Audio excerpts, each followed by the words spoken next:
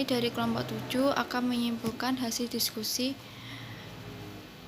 presentasi pada hari ini tentang desain pembelajaran kelas maya di era digital. Sebelumnya, perkenalkan, nama saya Arisha Aina Ayla Musofa, nomor NIM 12205193258. Kesimpulan pada diskusi pada hari ini adalah: yang pertama, e-learning merupakan proses kegiatan penerapan pembelajaran berbasis web, pembelajaran berbasis komputer, kelas virtual, dan kelas digital. E-learning sebagai bentuk dari pembelajaran memanfaatkan fasilitas teknologi informasi dan komunikasi atau TIK. Yang kedua, social learning networks adalah pembelajaran yang terjadi lebih besar bila dibandingkan dengan pembelajaran individu maupun kelompok hingga skala sosial, yaitu melalui interaksi sosial dan teman-teman. Pemanfaatan jejaring sosial sebagai media pembelajaran di Indonesia terbilang masih baru dan belum banyak digunakan oleh guru. Yang ketiga, synchronous learning adalah pembelajaran sinkron yang terjadi melalui sarana elektronik.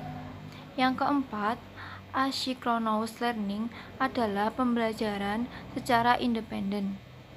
Peserta didik dapat berinteraksi dengan materi kursus dan satu sama lain pada waktu yang mereka pilih.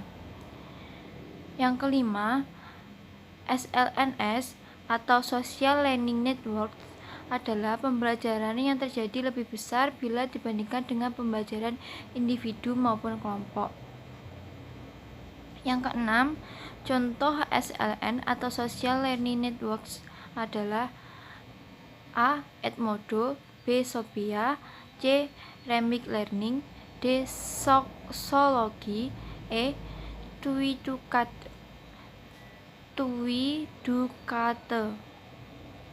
Selanjutnya, pembahasan untuk pertanyaan-pertanyaan. Yang pertama, untuk pertanyaan Mbak Revi akan disampaikan oleh Mbak Ane. Di sini saya akan menyimpulkan pertanyaan dari saudari Siti Nurrahmatul Waidah. Dengan pertanyaan, apakah dengan penggunaan e-learning dalam pembelajaran mampu menghubungkan ranah afektif dan psikomotorik pada siswa? Jawabannya yaitu bisa, dengan cara diskusi online menggunakan Zoom Meeting atau Google Meeting, sehingga guru dapat menilai dari ranah afektif dan ranah psikomotorik pada siswa. Untuk menilai aspek afektif peserta didik dalam e-learning adalah dengan cara melihat keaktifan bertanya pada pembelajaran dan kehadirannya, atau juga dengan memberikan angket atau kuesioner yang berisi pertanyaan mengenai sikap yang akan dijawab oleh peserta didik. Membuat angket harus berlandaskan skala sikap. Skala sikap yang harus digunakan yaitu skala Likert, yaitu pendidik menggunakan pertanyaan-pertanyaan yang tentang kepribadian, minat belajar, dan lain-lain. Kemudian pendidik menentukan responnya yang terdiri dari 5 tingkatan, yaitu yang pertama setuju, sangat setuju, tidak berpendapat, tidak setuju, dan sangat tidak setuju, yang kemudian peserta didik mencentang angket tersebut. Penilaian ranah afektif juga dapat digunakan dengan melihat KI, KD, serta tujuannya. Kemudian untuk aspek tanggung jawab, disiplin, dan dilihat dari proses diskusi maupun pengumpulan tugas. Jika yang bersangkutan secara konsisten mengumpulkan tugas sesuai dengan jadwal dan dengan serius, maka bisa dimasukkan dalam aspek sikap. Kemudian untuk aspek psikomotorik juga demikian, dilihat terlebih dahulu KI, KD, dan tujuannya. Beberapa memang tidak bisa full, utamanya untuk mata pelajaran penjaskes atau pelajaran jasmani. Selama pandemi dengan metode daring, maka penilaiannya melalui cuplikan video yang dikirim siswa, dan juga dapat menggunakan penilaian teman sejawat melalui video presentasi peserta didik yang kemudian dinilai oleh temannya. Nah, pertanyaan selanjutnya yaitu dari Revivika Dila. Mengenai desain pembelajaran kelas maya di era digital, dalam makalah disebutkan beberapa contoh dari SLN. Pertanyaannya, dari beberapa contoh tersebut, manakah yang paling cocok dan enak digunakan dalam pembelajaran daring seperti saat ini? Baik, menurut kelompok kami, dari beberapa contoh SLN yang paling cocok dan enak digunakan yaitu Edmodo. Mengapa demikian? Karena dengan Edmodo memudahkan guru membagikan materi, situs web, klip YouTube, tautan tugas, file, dokumen, dan gambar dapat dengan mudah disampaikan kepada para murid. Ini tentu sangat membantu karena dapat menghemat kertas dan juga dapat menunjukkan berbagai bentuk materi tanpa perlu mencari di Google terlebih dahulu. Terutama ketika membagikan video YouTube. Video tersebut akan diputar sendiri dan tanpa ada iklan yang sering muncul di situs YouTube pada umumnya. Hal ini tentu akan membantu para siswa untuk fokus pada video pembelajaran yang telah disajikan. Selain itu, Edmodo dapat memberikan umpan balik secara langsung. Edmodo mendukung seorang guru untuk memberikan umpan balik kepada para siswa.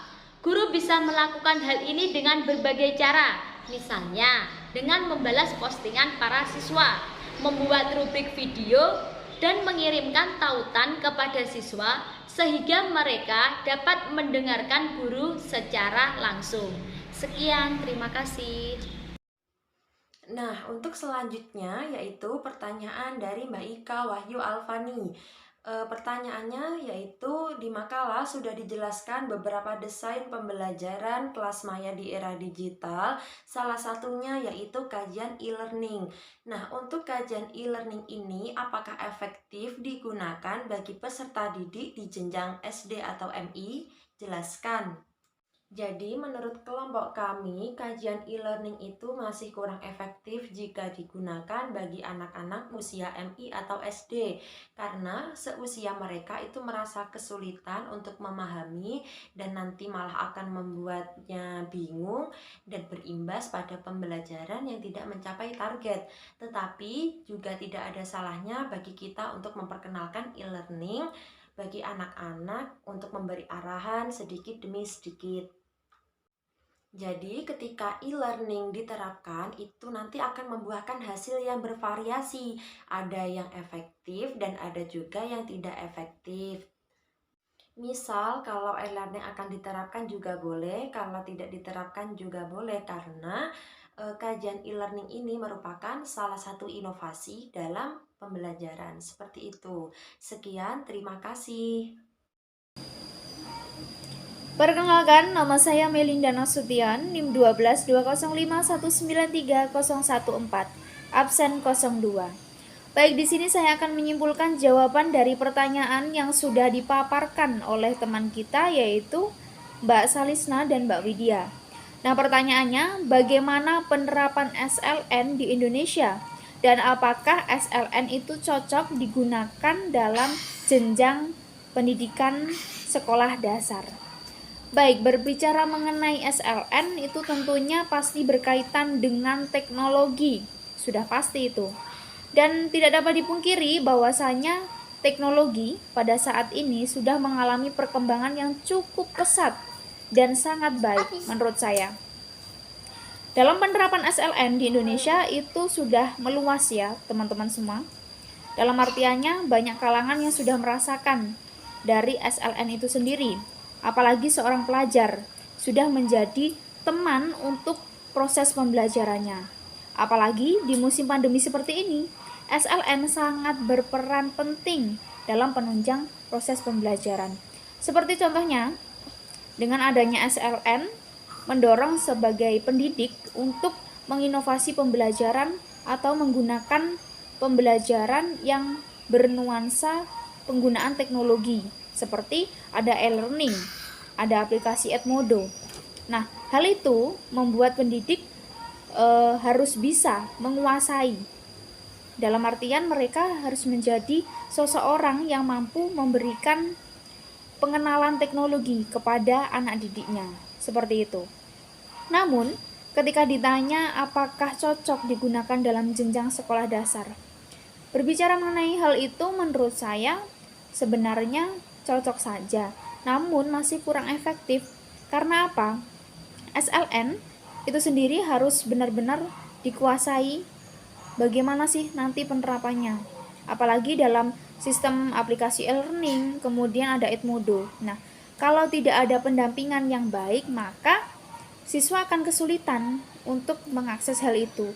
Dan menurut saya, jika diterapkan dalam jenjang sekolah dasar itu masih kurang efektif ya, karena butuh pendampingan yang sangat ekstra agar mereka itu mampu melakukan atau menjalankan aplikasi tersebut. Namun tidak ada salahnya jika dikenalkan seperti itu, karena itu merupakan salah satu bentuk memperkenalkan kecanggihan teknologi di Indonesia. Demikian kesimpulan diskusi dari kelompok 7. Jika ada salah kata dan kurang lebihnya mohon dimaafkan. Wassalamualaikum warahmatullahi wabarakatuh.